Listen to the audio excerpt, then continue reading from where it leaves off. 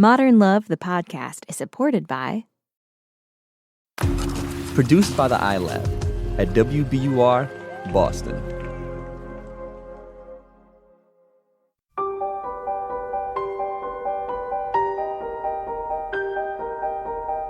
From the New York Times and WBUR Boston, this is Modern Love.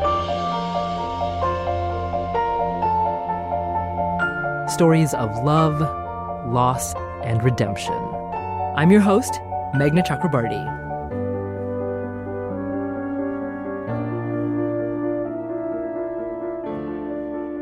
"90 days may seem like a passing phase, but for Brooks Rinehart, it was the amount of time when her beautiful life, marriage, new house, and plans to start a family all came to a complete stop. Anna Chlumsky stars in the hit HBO comedy Veep, now in its final season. She reads us Brooks' essay, Sharing the Shame After My Arrest. We had been married for just over a year when the FBI showed up at our house at 6 a.m. and arrested me. They arrested my husband, too, although at the time that seemed beside the point. A stickler for rules who had never even gotten a speeding ticket, I was handcuffed in my mismatched pajamas and hauled away. My teeth weren't even brushed. The charges against me, against us both, were wire fraud and conspiracy to commit mail fraud. In a state of shock, I began babbling to the FBI agents that I would never open mail that wasn't addressed to me. Never, ever. If only it were that simple. When the indictment was unsealed, I learned that my dear husband had, in the simplest terms, used my identity to embezzle tens of thousands of dollars from his workplace, among other crimes. His using my identity made it look as if I was involved. I wasn't. I appeared in a federal courtroom to plead not guilty. A newspaper photographer chased me down the street, trying to get a picture of my face. I handed over my passport to the court. I took drug tests, a process that almost made me laugh. What would show up, my Claritin? I was assigned a probation officer that I had to see every week. I took more drug tests. I wasn't allowed to leave the state unless the court approved. I died inside, day by day.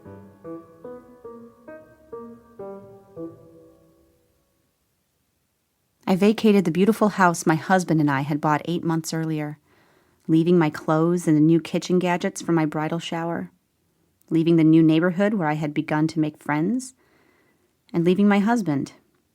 And I moved home. A 28-year-old going back to my parents' house while my personal life was plastered across the news. Everyone saying I had conspired to commit crimes. At first, my husband tried to communicate with me, tried to apologize, but my lawyer contended it was unwise to be in touch given the charges. So my contact with my husband, my love of 5 years, ceased completely. The federal charges were held against me for 90 days. That might not sound like a long time when discussing, say, party plans. But when facing criminal charges, losing your home and leaving the man you loved, or thought you loved, because after all, who was he really? Without so much as a word of goodbye. When that's your life, 90 days is an eternity. I decided to sleep on the couch at my parents' house. I was unable to go into my bedroom, where I had played with dolls, learned to paint my nails, and held slumber parties. It seemed like a sign of true regression and failure to sleep in my childhood bed at 28. So I slept on the couch. Introducing Magic Jack, the breakthrough device that makes your monthly phone bill disappear. The couch was perpendicular to the TV, so I could lie down and watch mindless programming all night. It was parallel to the matching love seat, a furniture set covered in stiff, green, outdated fabric. I slept on that couch for 90 nights, the full period I faced federal charges. And for those 90 nights, my mother slept on the love seat, her limbs hanging off at odd angles. I didn't ask her to sleep there. She just did. "We have so many beds in this house," my father said. "Why isn't anyone using them?" Because Brooke can't," my mother answered. I mostly stopped eating. My mother mostly stopped eating. My father tried to encourage us to take a few bites at each meal. "We can't," my mother said. My days were spent in a dark haze. I fantasized about accidental death. While driving, I would think, how fast would I need to go to miss the turn and hit a tree? While walking upstairs, I would think, what if I were to trip and fall backwards? Might I hit my head and never wake up? I could barely see my mother during the night, even with the light from the TV, though she was only 10 feet away. Occasionally, I could hear her breathing or her movements as she adjusted an arm or a leg in her cramped quarters. I'd stare in her direction, wondering if she was staring back. I didn't sleep for more than 30 minutes at a time, my heart pounding. "Are you okay?" she'd whisper. "Are you okay?" I'd whisper back. It was our code. There was no real answer, but asking the question was enough. And the answer, the repeated question, at least meant that we were alive.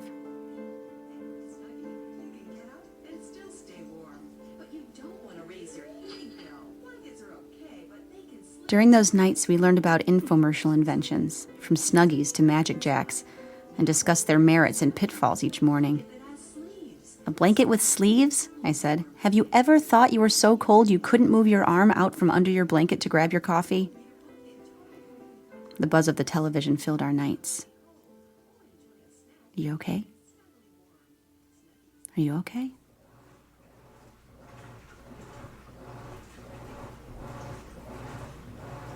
At her lowest point, my mother spent a full day on the laundry room floor, slumped against the washing machine, unable to move.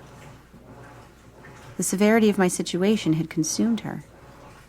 Her heart had broken so severely that her body and mind broke too.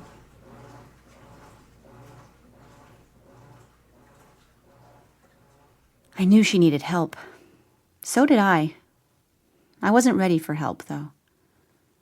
I anticipated that someday, when this was over, my weeks would be filled with therapists and doctors, all trying to make me whole again.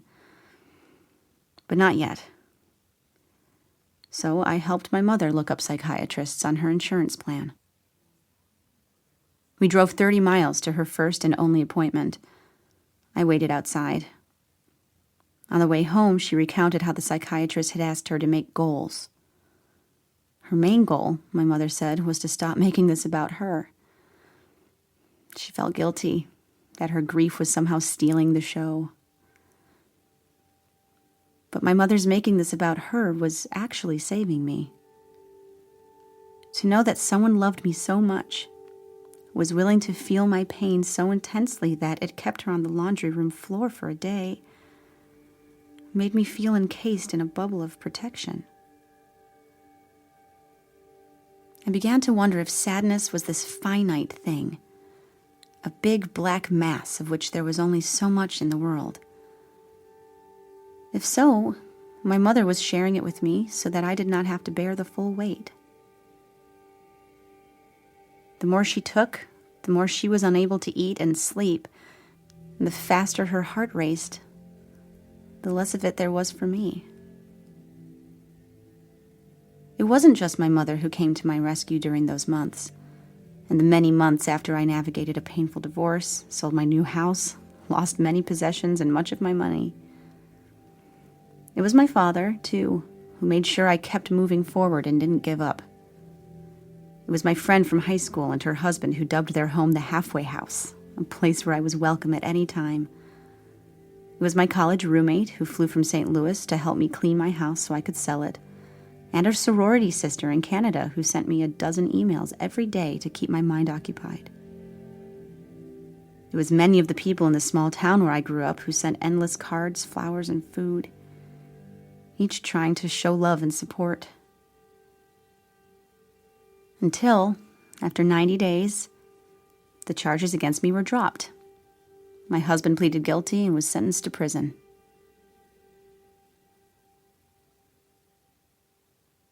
A few months later, I had a routine OBGYN checkup. My doctor came into the room, glancing at my file. I hadn't seen her for more than a year. When I was arrested, it had saturated local news coverage. Everyone knew, or so it seemed to me, and I grew accustomed to averting my eyes, to feeling that familiar shame and humiliation whenever I went out in public. But somehow my doctor had missed the news. Seeing her friendly expression, I could tell she had no idea. "Hi, Brooke," she said, smiling. "So, when you were here last year, you said you might want to try to get pregnant around this time." I went numb. She was right. I had been here in my newlywed bliss talking about babies and prenatal vitamins. I stared at her. "Something bad happened to me," I said, unsure of how to begin. But then it all came out. My arrest, my husband's deceit, the charges, the end of my marriage, the loss of my house, the whole harrowing ordeal. When I finished, her eyes were wet. "How have you survived this?" she asked. I thought for a second. While the charges were held against me, I slept on the couch in my parents' house. I spent 90 days on that couch. And my mom, she slept for 90 nights on the love seat. My doctor blinked, unable to hold back her tears. "What a mom," she said softly. "What a mom."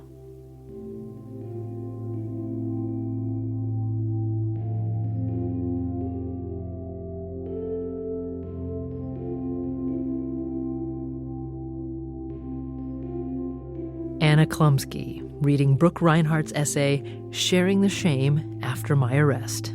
We'll hear from Brooke and her mom in a minute.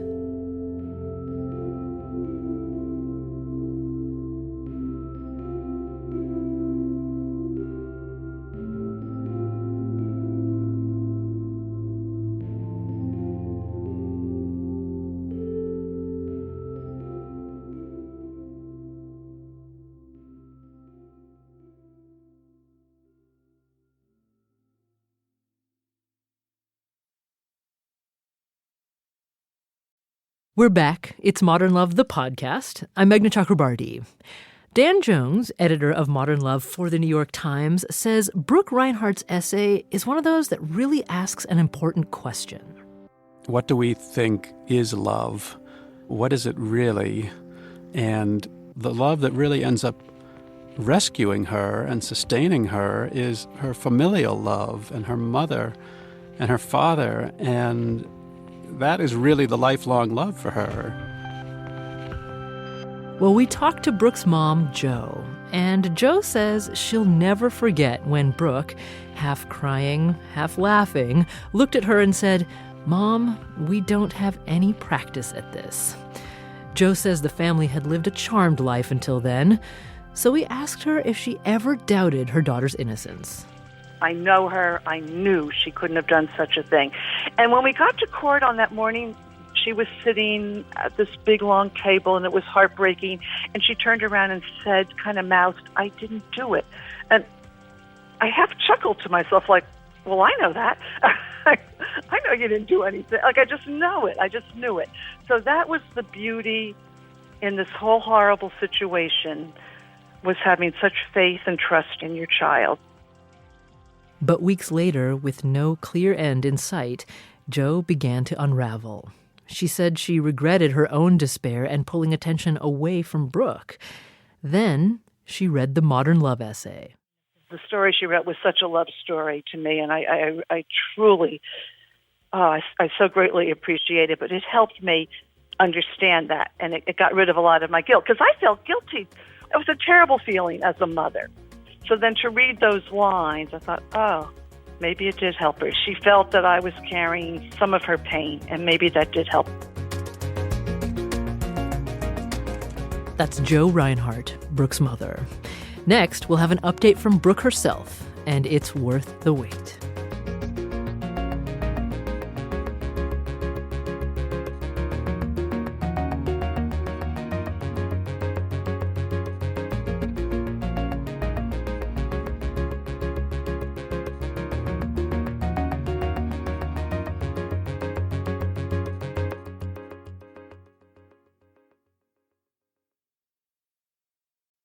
Well, how is Brooks Rinehart doing today?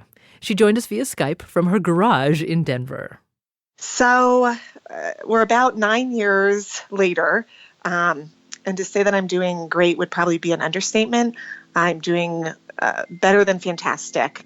I reconnected with a guy that I knew back in high school from my hometown, and ended up dating him long distance for a little bit, and he moved out here a couple years later, and we actually just welcomed our first son 5 days ago. So now you know why Brooke had to duck into the garage to talk with us. Brooke says she never spoke to her ex-husband again and is firmly focused on the future. He, for the record, pleaded guilty to wire fraud charges and was sentenced to 15 months in prison. Looking back on her arrest, Brooke says the lessons she learned about a mother's unconditional love continue to resonate. I do feel like I got a taste of what motherhood was from being able to see it from the other side, because I was able to see so strongly just how much a mom would do for her child. And now I'm able to feel that, having my own little one. And again, it's so new, but I would do anything for him. And I know I would in the future. And I can even, now that I see what he looks like, I can kind of fast forward and see what he looks like as a toddler and what he'll look like when he goes to college. And I certainly would sleep on the couch or do anything that this little guy needs from me. Brooks Rinehart. She now lives in Colorado and works for a public relations agency in New York City. Thanks again to Anna Chlumsky for reading this week's essay. Here's why she chose this piece. This essay really just encompassed all of the ways that love can both kind of bewitch us and then save us. And I think that many of us as daughters throughout our lives, when we're not as downtrodden as this author was, I think sometimes it's harder for us to accept that kind of love from our parents. It just felt so pure. Anna Chlumsky. You can see her now in season 7 of the HBO comedy Veep. Next week, Lorraine Toussaint. It's a dividing line as real as any in America. Those who grapple with race and those who do not. But like most dividing lines, it's impossible to tell on which side a person stands by looking at them, or at least that's what I thought at the time. Modern Love is a production of The New York Times and WBUR, Boston's NPR station. It's produced, directed, and edited by Caitlin O'Keefe. Original scoring and sound design by Matt Reed. Iris Adler is our executive producer. Daniel Jones is the editor of Modern Love for The New York Times and advisor to the show. Special thanks to Samantha Hennig, Anya Stremian, and Mia Lee at The New York Times. The idea for the Modern Love podcast was conceived by Lisa Tobin. Additional music courtesy of APM. I'm Meghna Chakrabarti. See you next week.